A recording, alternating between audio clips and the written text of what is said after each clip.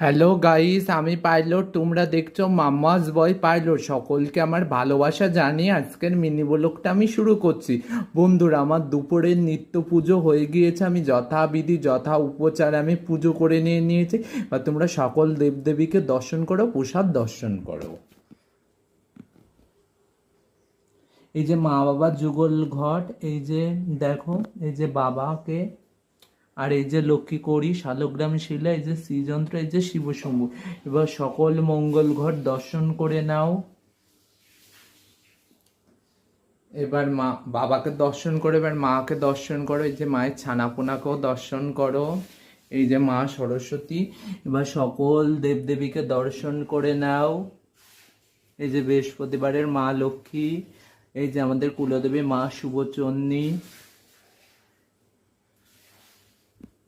এই যে লক্ষ্মী জনার্দন, এই যে বাকে বিহার, যে হচ্ছে শালগ্রাম শিলা, এই যে সৃজন, এই দিকে রয়েছে রাধা গোবিন্দজি, এই যে ধান্য লক্ষ্মী, না না না, উনি মহালক্ষ্মী অবশ্য। এই যে দাদা গোপনায় বোধমাতা শ্রীলক্ষ্মী, এই যে মঙ্গলগড়, এই যে হরিহর, এই যে কিশোরীজি,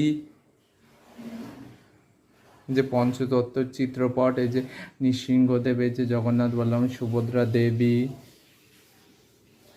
এবার প্রসাদ দর্শন করে, প্রসাদ দর্শনে সবার দুর্ভোগ কাটুক। আজকে প্রসাদে ছিল গাছ পাকা আম আর শসা আর চিনি দিয়েছিলাম। প্রসাদ দর্শনে সবার দুর্ভোগ কাটুক।